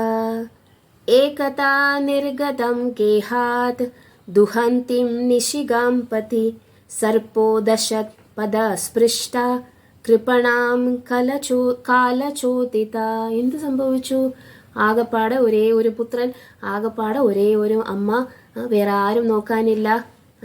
എന്താണ് ആ കുട്ടിയോട് ഈശ്വരൻ ഇത്ര ക്രൂരത കാണിച്ചത് എന്ന് ചിലപ്പോൾ നമുക്ക് ഇത് വായിക്കുമ്പോൾ തോന്നും. സാധാരണ ആൾക്കാർ അങ്ങനെയാണ് ചിന്തിക്കുന്നത്. പക്ഷേ ഇവിടെ നാരദ മഹർഷി തന്നെ തനിക്ക് വന്നുപെട്ട ആ സംഭവത്തെ എങ്ങനെയാണ് ഫേസ് ചെയ്യുന്നത്, അല്ലെങ്കിൽ എങ്ങനെയാണ് നേരിടുന്നത് എന്ന് നോക്കൂ. ഏകദാ, ഒരിക്കൽ. എന്താണ്? നിങ്ങൾ കേട്ടിട്ട് പല വാക്കുകളുണ്ട്. ടൈം, സമയത്തെ കാണിക്കാൻ വേണ്ടി. യഥാ യഥാ യഥാ ഹി ധർമ്മസ്യ, എപ്പോൾ, അതൊരു സമയമാണ്. എപ്പോഴാണോ. സർവദാ, എപ്പോഴും. പിന്നെ എന്താണ്? യഥാ സർവദാ തഥാ, തഥാ അപ്പോൾ. ഏകദാ, ഒരിക്കൽ. ഏകദാ, ഇത് വളരെ ടൈമിനെ കാണിക്കുന്ന ഒരു പദമാണ്. ഏകദാ നിർഗതാം ഗേഹാത്, വീട്ടിൽ നിന്നും പോയി. എങ്ങോട്ട് പോയി? ദുഹന്തിം നിശിഗാം പതി, രാത്രിയിൽ, അതായത് വെളുപ്പിനെ ആയിരിക്കും. നേരം വെളുക്കുന്നതിന് മുമ്പെയാണ് പശുവിനെ കറക്കാൻ വേണ്ടി പോകുന്നത്. ഗാം, ഗാം എന്ന് പറഞ്ഞാൽ ഗാവ്. ആരാണ് ഗാവ്? ഗോവ് അല്ലെങ്കിൽ പശു. അതിനെ എന്ത് ചെയ്യാനാണ് പോകുന്നത്? പശുവിനെ കറക്കാൻ വേണ്ടി. ദുഹന്തിം, പശുവിനെ കറക്കാൻ വേണ്ടിയിട്ട് എന്ത് ചെയ്യുന്നു? അമ്മ പോകുന്നു. എങ്ങോട്ട് പോകുന്നു? ഒരു സ്ഥലത്തേക്ക് പോകുന്നു. പതി, ആ വഴിയിൽ സർപ്പോദശാത്, സർപ്പം ദംശിച്ചു. പദസ്പൃഷ്ട കൃപണാം കാല ചോദിതഃ. എങ്ങനെയാണ്? ഇത് ക്രൂരതയല്ലേ? ആകപ്പാടെ ഒരു മകനേ ഉള്ളൂ, അതിനെ നോക്കാൻ വേറെ ആരുമില്ല. ഇതൊക്കെ ഈശ്വരൻ അറിയൂലേ? പക്ഷെ എന്തുകൊണ്ടാണ് ആ ഒരു ഒറ്റ അമ്മയെ പോലും ഈശ്വരൻ ആ കുട്ടിയുടെ അടുത്ത് നിന്ന് തട്ടിയെടുത്തത്? കാലചോദിത, എന്താണ്? പരമമായ കാലത്താൽ സ്വാധീനിക്കപ്പെട്ടതാണ് എന്ന് വ്യാസദേവനോട് നാരദ മഹർഷി പറയുന്നു. ഒരിക്കൽ ഒരു രാത്രിയിൽ എൻ്റെ പാവമാതാവ് പശുവിനെ കറക്കാനായി പുറത്തിറങ്ങിയപ്പോൾ പരമമായ കാലത്തിൻ്റെ പ്രഭാവത്താൽ അവർക്ക് സർപ്പദംശനമേറ്റു. ശീലപ്രഭുപാദിൻ്റെ ഈ പർപ്പർട്ട് ആകെ 2 ലൈനേ ഉള്ളെങ്കിലും ഭയങ്കര ബ്രില്യൻറ്റ് പർപ്പർട്ടാണ്. വളരെ ബ്രില്യൻ്റ് ആയിട്ടുള്ള പർപ്പറാണ്. കാരണം ഇത് വായിക്കുന്ന ആൾക്കാർക്ക് അയ്യോ കഷ്ടം, എന്തൊരു ക്രൂരതയാണ് ദൈവം ആ ബാലനോട് കാണിച്ചത്. ആകെ 5 വയസ്സുള്ള ബാലൻ, ആകെ ഉണ്ടായിരുന്ന ഒരു ആശ്രയം കൂടി ഇല്ലാതാക്കിയില്ലേ? ഇങ്ങനെയാണോ ഒരു ഭക്തനോട് പെരുമാറേണ്ടത് എന്നൊക്കെ ചോദിക്കും നമ്മൾ. പക്ഷേ പ്രഭുപാദ് നോക്കൂ, ഭാവാർത്ഥത്തിനകത്ത് എഴുതിയേക്കുന്നത് ഭഗവത് സമീപത്തേക്ക് ഒരു ആത്മാർത്ഥനായ ആത്മാവിനെ ആകർഷിച്ചെടുക്കുന്ന മാർഗമാണിത്. വാത്സല്യനിധിയായ മാതാവ് മാത്രമേ ആ ബാലനെ സംരക്ഷിക്കാനായി ഉണ്ടായിരുന്നുള്ളൂ. എങ്കിൽ തന്നെയും ഭഗവത് കൃപയിൽ പരിപൂർണമായി അവനെ പ്രതിഷ്ഠിക്കാനുള്ള ഭഗവാന്റെ പരമ ഇച്ഛയാണ് അവൻ്റെ ജനനി ലോകത്തിൽ നിന്നും മറയ്ക്കപ്പെട്ടത്. ഇത്രയേ ഉള്ളൂ പർപ്പർട്ട്. ആകെ ഇത്രയേ ഉള്ളൂ. രണ്ടാമത്തെ ആ 9ാമത്തെ ശ്ലോകത്തിൻ്റെ പർപ്പർട്ട്. പക്ഷെ അതിനകത്ത് ഒരുപാട് നമ്മൾക്ക് ആവശ്യമുള്ള കാര്യങ്ങളുണ്ട്. എന്തുകൊണ്ടാണ് റിവേഴ്സസ് വരുന്നത്, ജീവിതത്തിൽ തിരിച്ചടികൾ വരുന്നത് എന്തുകൊണ്ടാണ് ഒരു ഭക്തന്? സാധാരണ ആൾക്കാർക്ക് തിരിച്ചടികൾ വരുന്നത് എന്തുകൊണ്ടാണ്? കർമ്മം കൊണ്ടാണ്, അല്ലേ? അതായത് എല്ലാ ജീവാത്മാക്കളും ജനിക്കുന്നത് കർമ്മത്തിന്റെ ഒരു ഭാണ്ഡവുമായിട്ടാണ്. ആ ഭാണ്ഡത്തിൽ നല്ല കർമ്മം ചെയ്തതിന്റെ ഫലവും ഉണ്ടാകും, തെറ്റായ കർമ്മം ചെയ്തതിന്റെ ഫലവും ഉണ്ടാകും. ഈ ഭാണ്ഡം വന്നിട്ട് എന്ത് ചെയ്യുകയാണ്? അതിന്റെ തുറന്നു കഴിയുമ്പോൾ, നമ്മൾ ജീവിക്കുമ്പോൾ ഈ ഭാണ്ഡം തുറന്ന് അതിനകത്തുനിന്ന് റിസൾട്ട് എടുത്തുകൊണ്ടാണ് ജീവിക്കുന്നത്. അപ്പോൾ നമ്മൾക്ക് വരുന്ന നല്ല കാര്യങ്ങൾ നമ്മൾ ചെയ്ത നല്ല കർമ്മത്തിന്റെ പ്രതിഫലമാണ്. അതും നമ്മൾ അനുഭവിക്കും. അപ്പോൾ നമ്മൾ ആരെയും കുറ്റം പറയൂല, അല്ലെങ്കിൽ ആരെയും നമ്മൾ എന്ത് ചെയ്യുകയില്ല, പ്രശംസിക്കുകയുമില്ല. ഭഗവാന്റെ കാരുണ്യത്താൽ എനിക്ക് വളരെ നല്ല കാലമാണിപ്പോൾ. ആരെങ്കിലും പറയുമോ? ഇല്ല. എൻ്റെ പ്രയത്നം കൊണ്ട്, ഞാൻ നന്നായിട്ട് പഠിച്ചത് കൊണ്ട് എനിക്ക് ജോലി കിട്ടി, അതുകൊണ്ട് എനിക്ക് നല്ല ശമ്പളം കിട്ടുന്നു, എനിക്ക് നല്ലോണം ജീവിക്കാൻ പറ്റുന്നു, ഞാൻ അങ്ങനെ ചെയ്യുന്നു ഇങ്ങനെ ചെയ്യുന്നു എന്നൊക്കെ പറയും. പക്ഷെ എന്തെങ്കിലും നമുക്ക് റിവേഴ്സസ് വന്നു കഴിയുമ്പോൾ ഉടനെ നമ്മൾ ആരെ കുറ്റം പറയും? ആദ്യം കുറ്റം പറയുന്നത് ഈശ്വരനെയാണ്. എൻ്റെ പഴയ കർമ്മത്തിൻ്റെ, പാപകർമ്മത്തിൻ്റെ പ്രതിഫലമാണ്. പുണ്യം കിട്ടിയത് എന്തുകൊണ്ടാണ്? പുണ്യം ചെയ്തതിൻ്റെ കർമ്മം കൊണ്ടാണ് നമുക്ക് സന്തോഷം കിട്ടിയത് എന്ന് മനസ്സിലാക്കിയിരുന്ന ഒരാൾക്ക് പാപങ്ങൾ കൊണ്ടുള്ള ദുഃഖം വരുമ്പോഴും നമുക്ക് മനസ്സിലാവണം, അത് ഞാനാണ് അതിൻ്റെ എല്ലാം വാങ്ങിച്ചു വെക്കുന്ന ആള് എന്ന് മനസ്സിലാവണം. പക്ഷെ അങ്ങനെ ആരും ചിന്തിക്കുകയില്ല. ആരെങ്ങനെയാണ് ചിന്തിക്കുന്നത്? ആദ്യം ഈശ്വരനെ കുറ്റം പറയും. എന്തൊരു ക്രൂരനാണ് ഈശ്വരൻ, ഞാൻ എന്ത് തെറ്റ് ചെയ്തിട്ടാണ് എനിക്ക് ഇങ്ങനെയൊക്കെ സംഭവിക്കുന്നത്, എന്ത് തെറ്റ് ചെയ്തിട്ടാണ് എനിക്ക് ഇത്തരത്തിലുള്ള ദുഃഖങ്ങളൊക്കെ വരുന്നത്, ക്രൂരതയാണ് ഈശ്വരൻ, ഈശ്വരനെ ഇല്ല എന്നൊക്കെ പറഞ്ഞ് നെഗേറ്റ് ചെയ്യുന്ന അവസ്ഥയിലേക്ക് പോകും. പക്ഷേ ആധ്യാത്മിക ജ്ഞാനം ലഭിച്ച ഒരു ഭക്തൻ, ശീലപ്രഭുപാദ് നോക്കിവിടെ എഴുതിയേക്കുന്നത് എന്താണ്? അത് ഒരു അവസരമാണ്. എന്തിന്? ഭഗവാന്റെ അടുത്തേക്ക് ഒരു ആത്മാർത്ഥമായ ആത്മാവിനെ ആകർഷിച്ചെടുക്കുന്ന മാർഗമാണ്. ഹരി ഭഗവാന്റെ വേറൊരു പേരാണ്, അല്ലേ? ഹരി. എന്താണ് ഹരി? എല്ലാത്തിനെയും ഹരിക്കുന്നവൻ, എല്ലാത്തിനെയും ഹരിക്കുന്നവനാണ് ഹരി. ആരാണോ ഭഗവാനെ ആശ്രയം സ്ഥാപിക്കുന്നത്, എന്താണ് വില്ലുമംഗല ഠാക്കൂർ പറയുന്നു? ധനം ച മാനം ച തഥേന്ദ്രിയാണി സ്ഥാനം പ്രാണംശ്ച ഹൃത്വാ മമ സർവമേവ പലായസേ കുത്ര ധൃതോദ്യ ചോരാ ത്വം ഭക്തിധാംനാസി മയാ നിരുദ്ധ. അല്ലയോ അനിരുദ്ധ, അങ്ങേ കെട്ടാൻ പറ്റുന്നില്ല ആർക്കും, അല്ലേ? അനിരുദ്ധനാണ്. എന്താണ് അനിരുദ്ധന്റെ അർത്ഥം? കിട്ടപ്പെടാത്തവൻ. പക്ഷേ അനിരുദ്ധ, അങ്ങേ എന്ത് ചെയ്യും ഞാൻ? മയാ മത് ഭക്തി പാശാത്, എൻ്റെ ഭക്തിയുടെ പാശം കൊണ്ട് അങ്ങേ ഞാൻ കെട്ടിയിടും. എന്തിനാണ് ഭഗവാൻ ശിക്ഷ കൊടുക്കുന്നത്? ധനം ച മാനം ച തഥ ഇന്ദ്രിയാണി പ്രാണംശ്ച ഹൃത്വ, എല്ലാം തട്ടിക്കൊണ്ടു പോകുന്നവനാണ്. ചൗര ആഗ്രഗണ്യനാണ് ആര്? ഭഗവാൻ. എന്താണ് ചെയ്തത്? ധനം, ഉള്ള സമ്പത്തും നഷ്ടപ്പെടുത്തും. മാനം, എൻ്റെ എന്താണ് സമ്മാനം, അല്ലെങ്കിൽ എനിക്ക് മറ്റുള്ളവർ തന്നുകൊണ്ടിരുന്ന ആദരവും നഷ്ടപ്പെടുത്തും. തഥ ഇന്ദ്രിയാണി, എൻ്റെ ഇന്ദ്രിയങ്ങളെ പോലും അങ്ങ് അപഹരിച്ചുകൊണ്ടും, പ്രാണാംശകൃത്വ, എൻ്റെ ജീവനെ പോലും അങ്ങ് അപഹരിച്ചു കൊണ്ടുപോകും. ഫലായസേ കുത്ര, എങ്ങോട്ടാണ് ഓടിപ്പോകുന്നത്? ത്വം, അങ്ങയെ ഞാൻ ഭക്തിധാംനാസി മയാ അനിരുദ്ധ, എൻ്റെ ഭക്തിയുടെ ധാമം കൊണ്ട് അങ്ങയെ കെട്ടിയിടും. അങ്ങ് പറയണു ആർക്കും എന്നെ കെട്ടിയിടാൻ പറ്റൂല എന്ന്, പക്ഷേ എൻ്റെ ഭക്തിയുടെ പാശം കൊണ്ട് കെട്ടിയിടും. തെറ്റെന്താണ് ഭഗവാന്റെ? നമ്മുടെ ധനത്തെയും മാനത്തെയും പ്രാണനെയും എല്ലാത്തിനെയും ഹനിച്ചു കൊണ്ടുപോകും. വില്വമംഗല ഠാക്കൂർ, നിങ്ങൾ കണ്ടില്ലേ? ആ ഡ്രാമ കണ്ടിട്ടുണ്ടാവുമല്ലോ. വില്വമംഗല ഠാക്കൂറിനെ കുറിച്ചുള്ള ഒരു ഡ്രാമ നമ്മൾ ഇവിടെ ബ്രഹ്മോത്സവത്തിന് കളിച്ചിരുന്നു, അല്ലേ? എന്താണ് ആ ഡ്രാമയിൽ? അദ്ദേഹം വളരെ വലിയ ഒരു സമ്പന്ന കുടുംബത്തിൽ ഒരു വലിയ ധനികനായിട്ടുള്ള ഒരു വ്യക്തിയായിരുന്നു.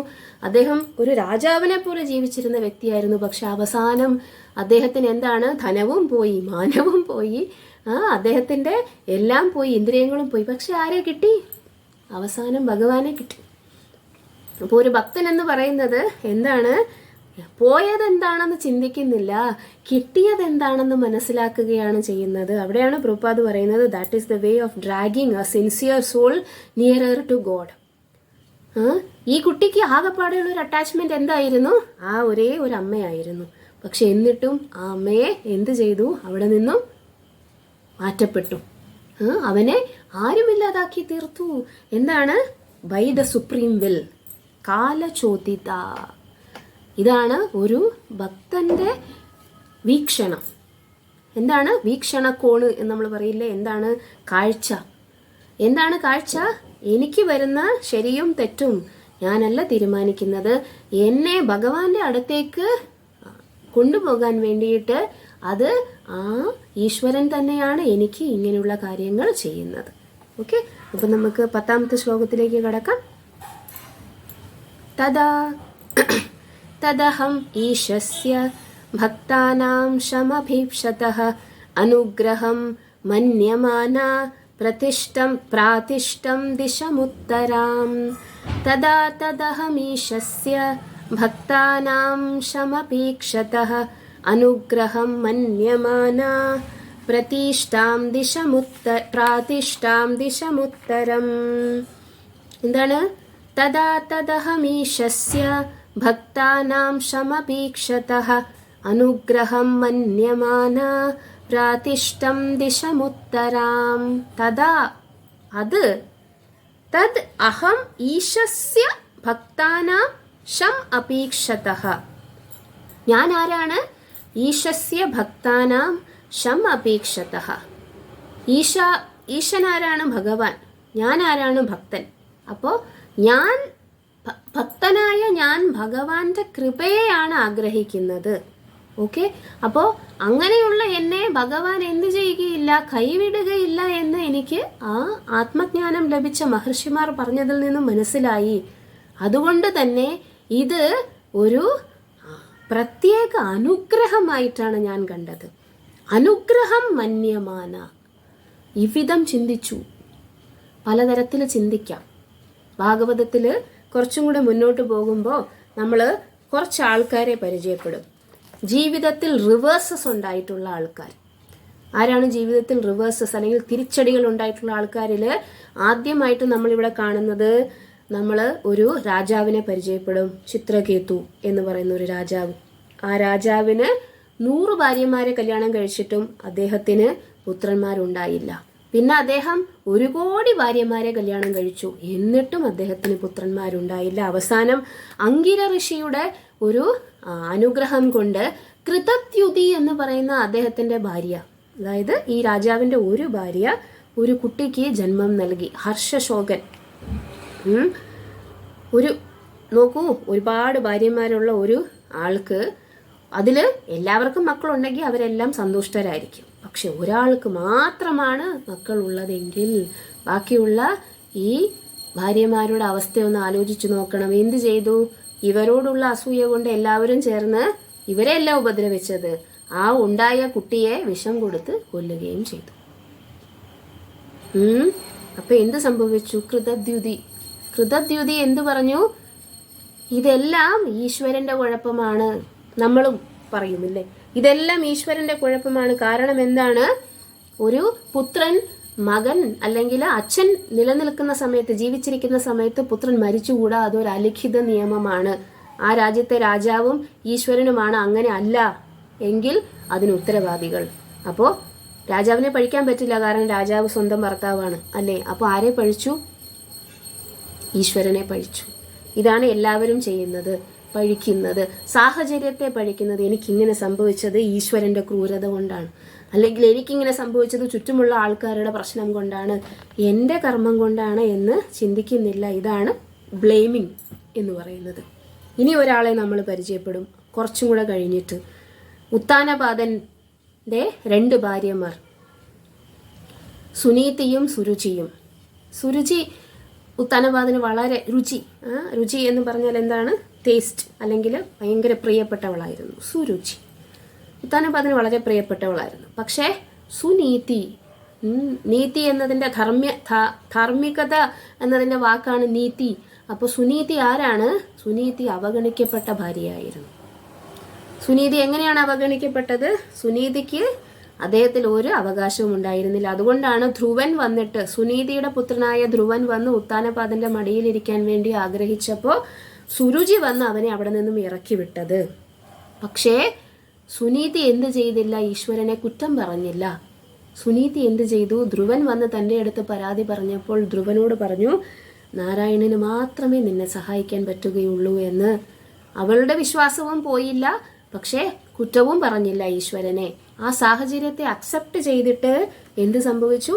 സുനീതി മുന്നോട്ട് പോയി, ധ്രുവനും മുന്നോട്ട് പോയി. പിന്നീട് നാം കാണുന്നത് ഉത്താനപാദനും സുരുചിയും അവരുടെ മനസ്സും ചേഞ്ച് ചെയ്തു എന്നാണ്. അപ്പോൾ ഒരു ഭക്തൻ റിവേഴ്സസിനെ അല്ലെങ്കിൽ തടസ്സങ്ങളെ അല്ലെങ്കിൽ ജീവിതത്തിൽ തിരിച്ചടികളെ നേരിടുന്ന ആ ഒരു മെത്തേഡ് എന്ന് പറയുന്നത് ബാക്കിയുള്ളവരിലും പരിവർത്തനം വരുത്താൻ പറ്റുന്നതാണ്. നമ്മൾ കരഞ്ഞു വിളിച്ച് ഈശ്വരനെയും കുറ്റം പറഞ്ഞ് ഭക്തിയും കളഞ്ഞ് നടന്നു കഴിഞ്ഞിട്ടുണ്ടെങ്കിൽ ആരെങ്കിലും നമ്മളെ കണ്ട് ഭക്തരാവുമോ? ഇല്ല. അവരും എന്ത് സംഭവിക്കും? ഇതേപോലെ തന്നെ പെരുമാറും. സാധാരണക്കാരാണ് അവർ. അവർക്കറിയില്ല ഭക്തി എന്താണ്, ഭഗവാൻ എന്താണ്. സുഹൃതം സർവഭൂതാനം. അദ്ദേഹത്തിന് ഒരിക്കലും നമ്മളെ എന്ത് ചെയ്യാൻ കഴിയുകയില്ല, നമ്മളെ ചീത്തയാക്കി അല്ലെങ്കിൽ നമ്മൾക്ക് തെറ്റായിട്ട് ഒന്നും ചെയ്യാൻ കഴിയുകയില്ല. കാരണം അദ്ദേഹം നമ്മുടെ ഹൃദയത്തിലിരിക്കുന്ന സുഹൃത്താണ്. ആരാണ് സുഹൃത്ത്? എല്ലാവരുടെയും ഹിതത്തെ കാക്ഷിക്കുന്നവനാണ് സുഹൃത്ത്. അതും ഹൃദയത്തിലിരിക്കുന്നവനാണ്. സുഹൃതം സർവഭൂതാനം. അദ്ദേഹത്തെക്കാൾ നമ്മളെ അറിയാവുന്ന ഒരാൾ വേറെയില്ല.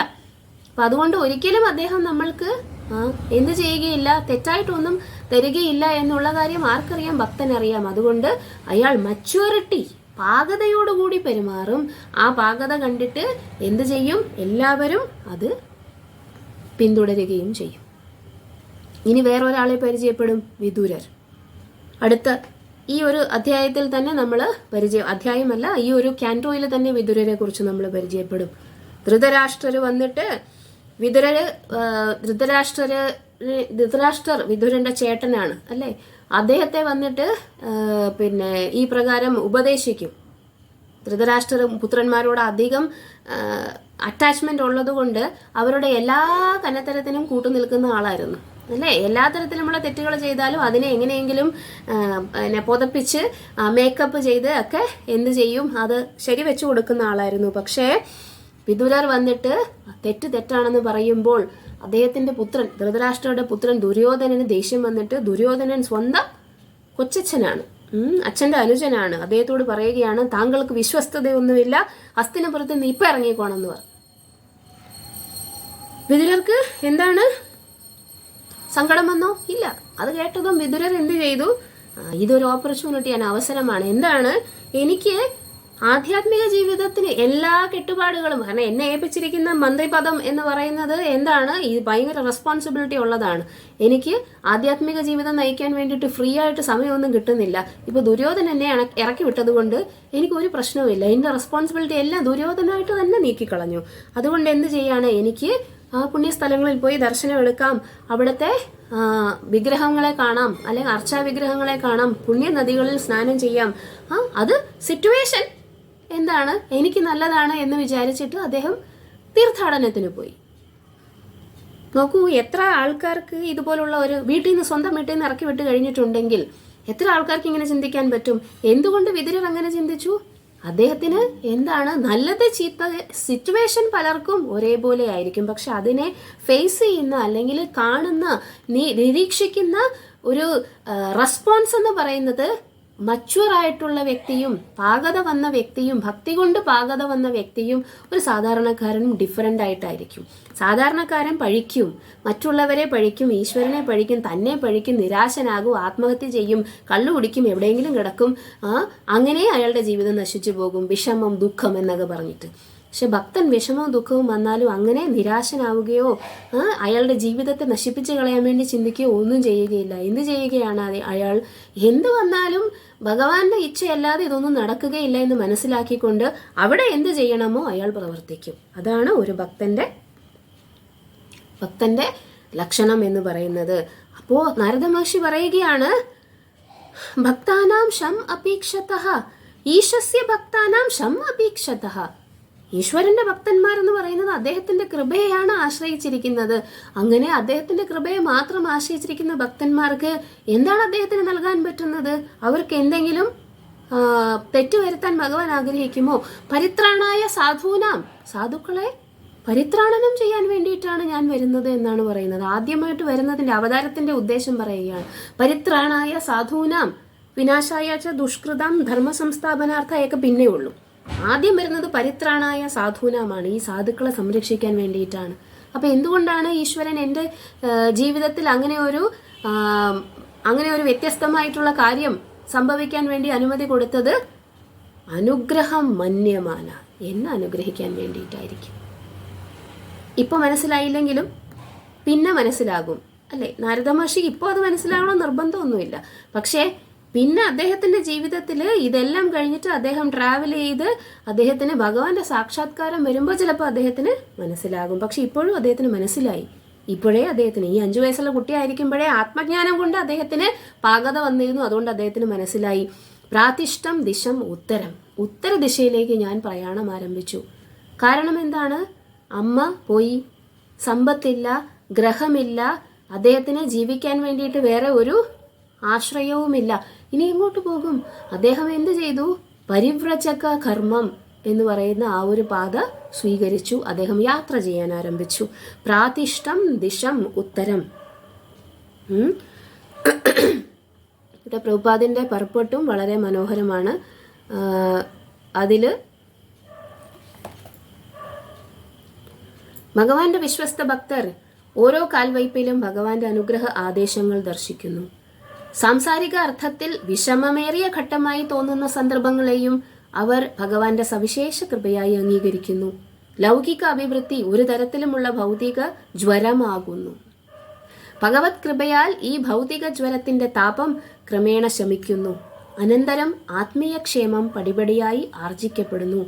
സാംസാരിക ജനങ്ങൾ ഇതിനെ തെറ്റിദ്ധരിക്കുന്നു. എന്താണ് ഈ സാംസാരിക ജനം? സാധാരണ ആത്മജ്ഞാനം ലഭിക്കാത്ത ആൾക്കാർ ഇത് തെറ്റിദ്ധരിക്കുന്നു. ഇതൊക്കെ നോക്കൂ, എത്ര അധികം നാമം ജപിച്ചുകൊണ്ടിരിക്കുന്ന ആളാണ്, എന്നിട്ടും ഇങ്ങനെയൊക്കെ വന്നല്ലോ. എന്താണ് ഇവർക്ക് മനസ്സിലാവാത്തത്? ഈ നാമം ജപിക്കുന്നതുകൊണ്ട് ഒരു ഗുണവും ഇല്ലാന്ന് എന്താണ് ഇവർക്ക് മനസ്സിലാവാത്തത് എന്നൊക്കെ അവർ പറഞ്ഞേക്കും. പക്ഷേ ഒരു ഭക്തൻ ഒരിക്കലും അത് ഭഗവാനെ പഴിക്കാനുള്ള സന്ദർഭമായിട്ട് കാണുകയില്ല. ഓക്കെ, അപ്പം എന്ത് സംഭവിച്ചു? അത് കഴിഞ്ഞിട്ട് അദ്ദേഹം ഒരു യാത്രയിലേക്കാണ് പോകുന്നത്. ആര്? ആ കുട്ടി. സ്ഫീതാൻ ജനപദാംസ്തത്ര പുരഗ്രാമവ്രജാകരാൻ ഖേത ഖർവത വാട്ടിശ്ച വനാനി ഉപവനാനി ച. സ്ഫീതാൻ ജനപദാംസ്തത്ര പുരഗ്രാമവ്രജാകരാൻ ഖേത ഖർവത വാട്ടിശ്ച വനാനി ഉപവനാനി ച. സ്ഫീതാൻ ജനപദാംസ്തത്ര പുരഗ്രാമവ്രജാകരാൻ ഖേത ഖർവത വാട്ടിശ്ച വനാനി ഉപവനാനി ച. എവിടെ കൂടെയൊക്കെ പോയി? സ്ഫീതാൻ ജനപദാൻ, ഭയങ്കര വലിയ വലിയ നഗരങ്ങളിൽ കൂടി പോയി. തത്ര, പിന്നെ പുരഗ്രാമ, പുരങ്ങൾ, ചെറിയ പട്ടണങ്ങൾ, ഗ്രാമങ്ങൾ, അതിൽ കൂടി പോയി. വ്രജ, വലിയ വലിയ കൃഷിസ്ഥലങ്ങൾ. ആകരാൻ, മൈൻസ്, അതായത് ധാതുക്കളും മറ്റ് കാര്യങ്ങളുമൊക്കെ ഖനനം ചെയ്തെടുക്കുന്ന സ്ഥലങ്ങൾ. ഖേത്ത്, എന്താണ് ഖേത്ത് എന്ന് പറയുന്നത്? കൃഷിസ്ഥലങ്ങൾ. ഖർവത, വാലി, അതായത് താഴ്വാരങ്ങൾ. വാടി, പൂവാടികൾ, ഒരുപാട്. വനാനി, ഫോറസ്റ്റുകൾ. ഉപവനാനി, ചെറിയ ചെറിയ വനങ്ങൾ. ഇതിൽ കൂടെയൊക്കെ പോയി. എന്തിനാണ് ഇതൊക്കെ ഇവിടെ ഡിസ്ക്രൈബ് ചെയ്യുന്നത്? നാരദ മഹർഷി സഞ്ചരിച്ചു എന്ന് പറഞ്ഞാൽ പോരെ? എന്തിനാണ് ഇതൊക്കെ ഡിസ്ക്രൈബ് ചെയ്യുന്നത്? നോക്കൂ, ഈ ഡിസ്ക്രിപ്ഷൻ എന്ന് പറയുന്നത് എന്താണ്? അദ്ദേഹം നഗരത്തിൽ പോയി, പട്ടണത്തിൽ പോയി, വില്ലേജസിൽ പോയി, ആനിമൽ ഫാംസിൽ പോയി, അഗ്രികൾച്ചറൽ ലാൻഡിൽ പോയി, Valley, flower garden, nursery garden, natural forest, ഇവിടെ എല്ലാം പോയി. ഇവിടെ ഏതെങ്കിലും സ്ഥലത്ത് പോയിട്ട് എനിക്ക് എന്തെങ്കിലും ജോലി തരൂ, ഞാൻ ഇവിടെ താമസിച്ചു കൊള്ളാം, എനിക്ക് നിങ്ങൾക്ക് എന്തെങ്കിലും സഹായം ചെയ്ത് ജീവിക്കാൻ അവസരം തരുമെന്ന് ആരോടെങ്കിലും അദ്ദേഹം ചോദിച്ചോ? ഇല്ല. എന്താണ്? ഇവിടെ പറയുന്നു, Shri Narada Muni even though a mere child did not waste time for a single moment with economic development although he passed towns and villages, mines and industries. Shri Narada Muni ഒരു പിഞ്ചു ബാലനായിരുന്നിട്ട് പോലും നഗരങ്ങളും ഗ്രാമങ്ങളും ഖനികളും വ്യവസായശാലകളും ഒക്കെ സന്ദർശിച്ചുവെങ്കിൽ തന്നെയും സാമ്പത്തിക പുരോഗതിക്കായി ഒറ്റ നിമിഷം പോലും പാഴാക്കിയില്ല. അതിനാണ് ഇതൊക്കെ പറയേണ്ടി വന്നത് അല്ലേ? പ്രഭുപാദന് ഇതൊക്കെ പറയേണ്ടി വന്നത് എന്തുകൊണ്ടാണ്? അല്ലെങ്കിൽ വ്യാസദേവൻ ഇതൊക്കെ പറയേണ്ടി വന്നത് എന്തുകൊണ്ടാണ്? എവിടെ കൂടെ ഒക്കെ പോയി?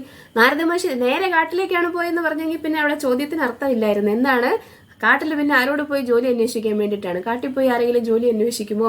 ഇല്ല. ഇവിടെ എന്താണ്? നഗരങ്ങൾ, ഗ്രാമങ്ങൾ, മൃഗങ്ങൾ, ഖനികൾ, കൃഷിനിലങ്ങൾ, താഴ്വാരങ്ങൾ, പൂന്തോട്ടങ്ങൾ, ഇവിടെ എവിടെയെങ്കിലും പോയി അദ്ദേഹത്തിന് ഒരു ജോലി സ്വീകരിച്ചുകൂടായിരുന്നോ? അദ്ദേഹത്തിന് ജീവിക്കാമായിരുന്നല്ലോ എന്ന് നമ്മൾ ചിന്തിക്കൂല്ലേ? അതിനു വേണ്ടിയിട്ടാണ് ഇപ്പൊ പറയുന്നത്. എന്താണ് പറയുന്നത്?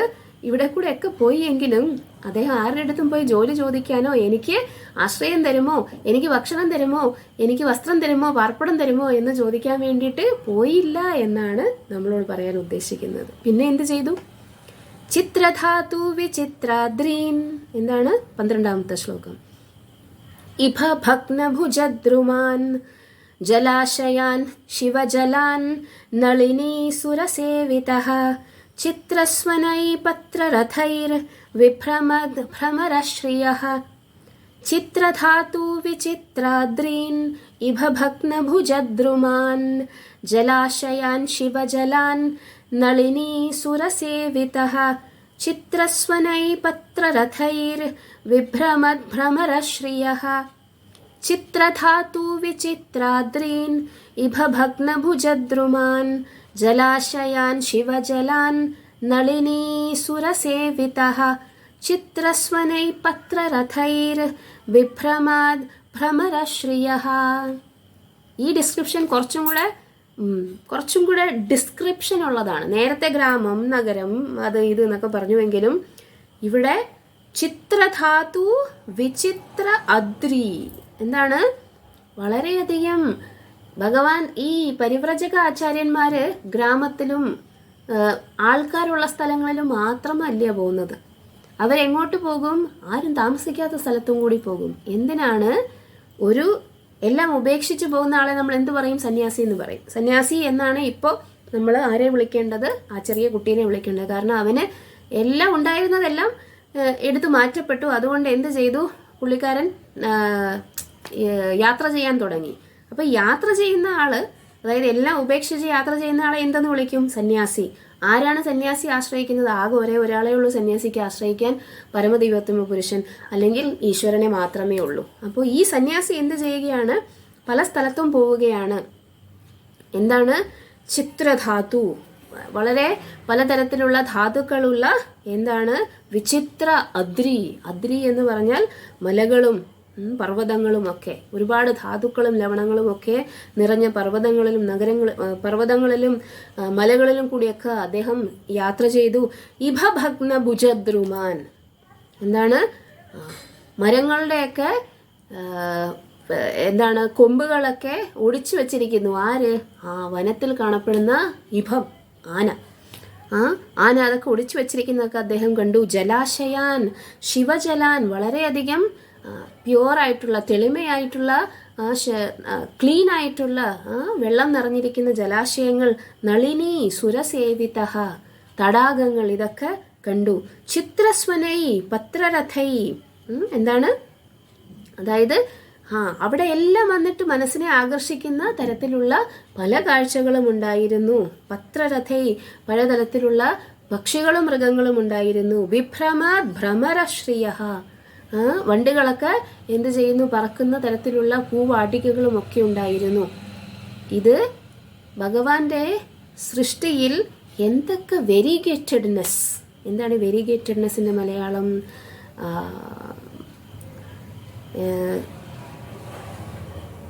പല തരത്തിലുള്ള, അതായത് എന്താണ്? ഒരു മൊണോട്ടണസ്, അതായത് എല്ലാം ഒരേപോലെ ഇരിക്കുന്ന സൃഷ്ടിയല്ല ഭഗവാന്റേതെന്ന് പറയുന്നത്.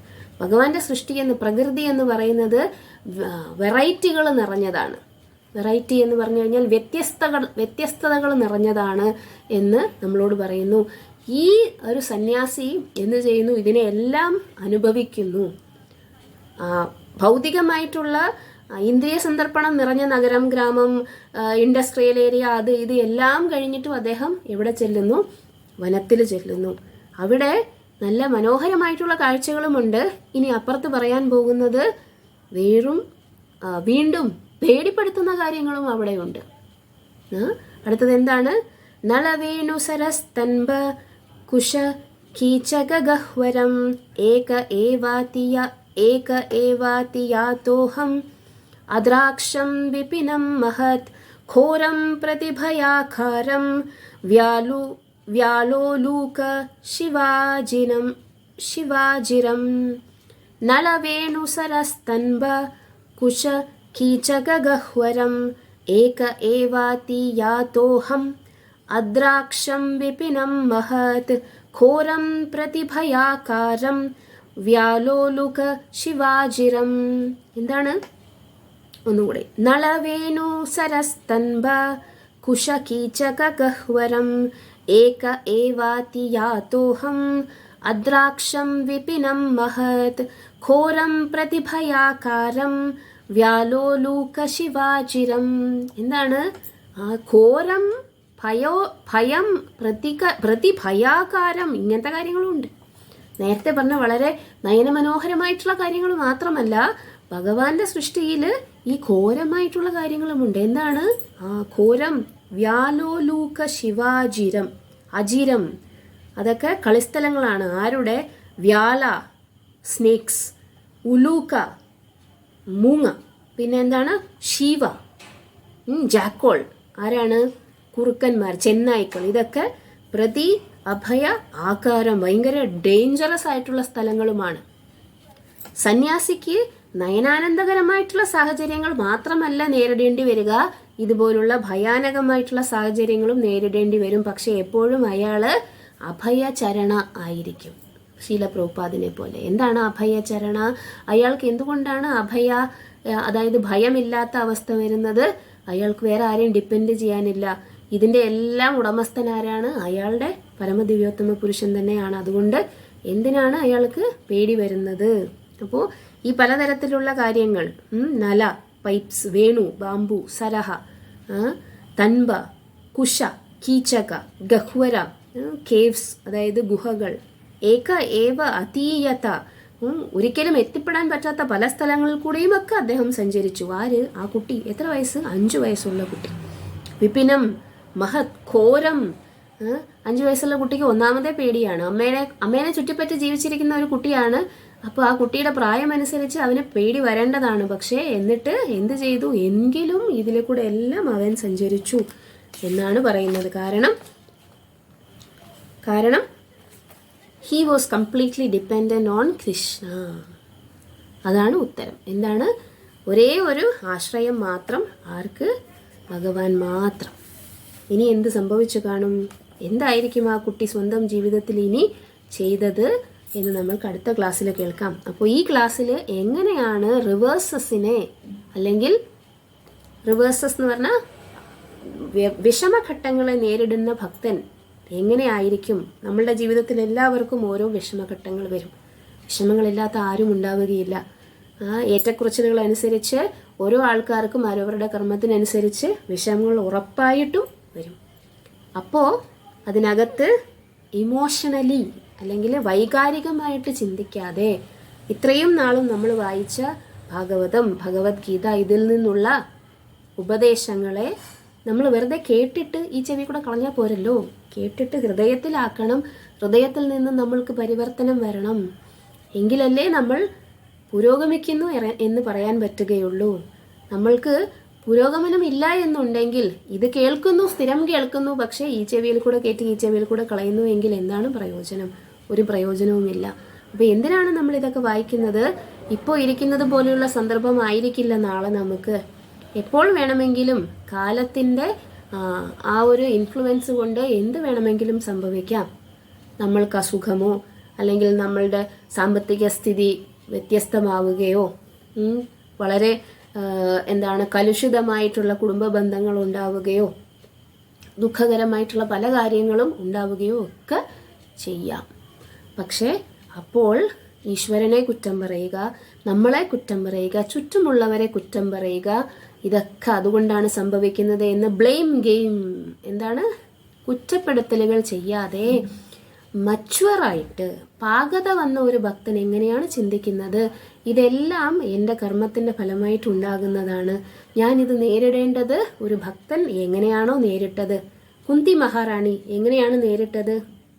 വിഷാൻ മഹാഗ്നേ പുരുഷാദർശനാത് അസത് സഭായാം വനവാസകൃച്ഛ്രത മൃഡേ മൃഡേ അനേക മഹാരഥാസ്ത്രദോ ദ്രൗണ്യസ്ത്രദശ്ചാശ്മഹരേഭിരക്ഷിത വിപദഃ സന്തു ശാശ്വത് തത്ര തത്ര ജഗദ്ഗുരു ഭവതോ ദർശനം യത്സ്യാത് അപുനർഭവ ദർശനം. എൻ്റെ മകനും അവരെന്ത് ചെയ്തു? വിഷം കൊടുത്തു. ആര്? കുന്തി മഹാറാണി പറയുകയാണ്. വിഷാൻ മഹാ അഗ്നേ, അരക്കില്ലത്തിൽ വെച്ച് ചുട്ടുകൊല്ലാൻ വേണ്ടി ശ്രമിച്ചു. പുരുഷാദ ദർശനാത്, എന്താണ്, വലിയ വലിയ രാക്ഷസന്മാർക്ക് വേണ്ടിയിട്ട് ഞങ്ങളെ വനത്തിൽ വേണ്ടി കൊണ്ടുവിട്ടു. അസത് സഭായാം, എന്നിട്ടും പോരാഞ്ഞ് പുത്രവധുവിനെ, കുലവധുവിനെ ആ അസത് സഭയിൽ വെച്ച് വസ്ത്രാക്ഷേപം ചെയ്ത് അപമാനിക്കാൻ ശ്രമിച്ചു. അസത് സഭായാം വനവാസകൃച്ഛ്ര, ഇന്നും കഴിഞ്ഞിട്ട് എല്ലാം ഉപേക്ഷിച്ച് വനത്തിലേക്ക് പോകാൻ വേണ്ടി ശ്രമിച്ചു, അല്ലെങ്കിൽ വിട്ടു. മൃഡേ മൃഡേ അനേക എന്നിട്ടും തീർന്നില്ല. വീണ്ടും മഹാഭാരത യുദ്ധത്തിൽ ഭീഷ്മരും ദ്രോണരെയും പോലുള്ള അനേകം മഹാരഥന്മാരുടെ അസ്ത്രങ്ങൾക്ക് മുന്നിൽ എന്ത് ചെയ്യേണ്ടി വന്നു? എൻ്റെ പുത്രന്മാർക്ക് നിൽക്കേണ്ടി വന്നു. അനേക എന്നിട്ടും തീർന്നോ? ഇല്ല. അവസാനം ഉത്തരയുടെ ഗർഭത്തിലിരിക്കുന്ന ആ പരീക്ഷിത്ത് എന്ന് പറയുന്ന കൊച്ചുകുട്ടീനെ, ഗർഭസ്ഥ ശിശുവിനെ നശിപ്പിക്കാൻ വേണ്ടി ദ്രൗണ്യ അസ്ത്രത, അശ്വത്ഥമാവിൻ്റെ അസ്ത്രവും വന്നു. പക്ഷെ ഭഗവാനെ, എനിക്ക് ഒരു എന്താണ് പരാതിയുമില്ല അങ്ങയോട്. ദ്രൗണ്യസ്ത്രദാശ്ചാശ്മ ഹരേഭിരക്ഷിത, എന്താണ് ഞങ്ങളെ രക്ഷിക്കാൻ, എന്നിട്ടും ഞങ്ങൾക്കൊന്നും സംഭവിച്ചില്ല. ഇത്രയൊക്കെ വന്നല്ലോ, ഇതൊക്കെ നീയല്ലേ വരുത്തിയത് എന്ന് കുന്തി മഹാറാണിക്ക് പറയാമായിരുന്നു കൃഷ്ണനോട്. കൃഷ്ണൻ കുന്തി മഹാറാണിയുടെ ഇളയതാണ് പ്രായത്തിൽ. അമ്മായിയാണ് കുന്തി മഹാറാണി, അല്ല അപ്പച്ചിയാണ് കുന്തി മഹാറാണി. പക്ഷേ എന്താണ് കൃഷ്ണനോട് പറഞ്ഞത്? ഇതൊക്കെ നീ ഈശ്വരനായിരിക്കുമ്പോൾ ഇതൊക്കെ എൻ്റെ മക്കൾക്ക് വന്നല്ലോ കൃഷ്ണ എന്ന് ചോദിക്കില്ല. എന്താണ് പറയുന്നത്? ഹരേഭിരക്ഷിത, ഇതൊക്കെ വന്നുവെങ്കിലും അവരിപ്പോഴും ജീവനോടെ ഇരിക്കുന്നുണ്ട് കൃഷ്ണ, എന്തുകൊണ്ട്? നീയാണ് അവരുടെ കൂടെ ഉണ്ടായിരുന്നത്. വിപത സന്തുത ശാശ്വത് തത്ര തത്ര ജഗദ്ഗുരോ, ഇതുപോലുള്ള വിപത്തുകൾ തത്ര തത്ര ജഗദ്ഗുരോ, അല്ലയോ ജഗദ്ഗുരോ. കുന്തി മഹാറാണിയുടെ ആരാണ് കൃഷ്ണൻ? കൊച്ച് അനന്തരവനാണ്. പക്ഷെ എന്നാലും കൃഷ്ണൻ സാധാരണക്കാരനല്ല എന്ന് കുന്തി മഹാറാണിക്കറിയാം. ജഗദ്ഗുരോ, അല്ലയോ ജഗദ്ഗുരോ, തത്ര തത്ര, ഇനിയും വന്നോട്ടെ, ഇനിയും വന്നോട്ടെ. എന്തുകൊണ്ട്? ഭവതോ ദർശനം യത്സ്യാത്, കാരണം ഇതൊക്കെ സംഭവിക്കുമ്പോൾ നീ അവരുടെ കൂടെ ഉണ്ടായിരുന്നു. നിന്നെ കാണാൻ പറ്റുമെങ്കിൽ അപുനർഭവ ദർശനം. എന്താണ് അപുനർ? ഇനിയും വേണ്ട. എന്താണ് വേണ്ടാത്തത്? ഭവദർശനം, ഈ ഭൗതിക ലോകത്തിന്റെ ദർശനം. അങ്ങയുടെ ദർശനം ഉണ്ടെങ്കിൽ ഈ ഭൗതിക ലോകത്തിന്റെ ദർശനം എനിക്ക്, അല്ലെങ്കിൽ ഞങ്ങൾക്ക് എടുക്കേണ്ടി വരികയില്ല. അത്ര വിശ്വാസമായിരുന്നു കുന്തി മഹാറാണിക്ക്. ഈ ശ്ലോകം എന്ന് പറയുന്നത് ആരും വായിക്കാൻ ഇഷ്ടപ്പെടുന്ന ശ്ലോകമല്ല. ഇങ്ങനെ ചോദിച്ചു കഴിഞ്ഞാൽ അവസാനം ഭഗവാൻ തത്ര തത്ര ജഗദ്ഗുരു വിപത സന്തുത എന്നൊക്കെ പറഞ്ഞു കഴിഞ്ഞാൽ ചിലപ്പോൾ വന്നാലോ എന്ന് വിചാരിച്ച് ആൾക്കാർ സ്കിപ്പ് ചെയ്യുന്ന ശ്ലോകമാണ്. പക്ഷെ എന്നാൽ ഇവിടെ പറയാതിരിക്കാൻ വയ്യ. നാരദ മഹർഷി തൻ്റെ ജീവിതത്തിൽ പ്രാവർത്തികമാക്കിയത് ആ ശ്ലോകമാണ്. ഒരേ ഒരു അമ്മ ആകപ്പാടെ ഉണ്ടായിരുന്ന ഒരമ്മ എന്താണ് മരിച്ചു പോയതിനു ശേഷം നമ്മളും നമ്മളുടെ പ്രിയപ്പെട്ടവരോ ഇഷ്ടപ്പെട്ടതോ അല്ലെങ്കിൽ ആരോഗ്യമോ എന്തൊക്കെ നഷ്ടപ്പെടുന്ന അവസ്ഥ വന്നാലും സുഹൃത്തായിട്ടുള്ള ഭഗവാനെ കുറ്റം പറയാനുള്ള അവസരം ഉണ്ടാവരുത്, മറ്റുള്ളവരെയും കുറ്റം പറയരുത്. കാരണം ഇതൊക്കെ നമ്മളുടെ കർമ്മം കൊണ്ടാണ്. ഇതിൽ കൂടുതൽ എന്തോ വരാനുണ്ടായിരുന്നതാണ്. ഇത് ഇത്രയുമാക്കി ചുരുക്കിയത് ഭഗവാന്റെ കാരുണ്യമാണെന്ന് മനസ്സിലാക്കിക്കൊണ്ട് സന്ദർഭത്തെ മനസ്സിലാക്കി നേരിടുക. പക്ഷെ അതിൻ്റെ അർത്ഥം ഡിവോട്ടീസ് കല്ലുപോലെ ഇരിക്കും എന്നല്ല. ഒരു മരണം സ്വന്തം വീട്ടില് അകാലമായിട്ടുള്ള ഒരു മരണം നടന്നു, ഡിവോട്ടിയാണെന്നും പറഞ്ഞ് കരയാതെ കണ്ണുനീരും കടിച്ചമർത്തിക്കൊണ്ട് കല്ലുപോലെ ഇരിക്കുന്നതാണല്ലോ. ഭക്തന്മാരുടെ ഹൃദയം വേദനിക്കും. പക്ഷേ വേദനിച്ചുകൊണ്ട് എന്തായി പോകില്ല, നിരാശയുടെ പടുകുഴിയിൽ പോയി ഈ പ്രകാരം ചെയ്യുകയില്ല. വേദനിക്കും. എന്തായാലും അറ്റാച്ച്മെന്റ് ഇല്ലാതെ ഇരിക്കുകയില്ല ആർക്കും. ഒരു ഭക്തനെ എന്തോരം ഭയങ്കര പരിശുദ്ധ ഭക്തനാകുന്നത് വരെ എന്തായാലും അറ്റാച്ച്മെന്റ് കാണും. പക്ഷെ അയാൾ സാഹചര്യങ്ങൾക്കനുസരിച്ച് പെരുമാറും, നാരദ മഹർഷി പെരുമാറിയതുപോലെ.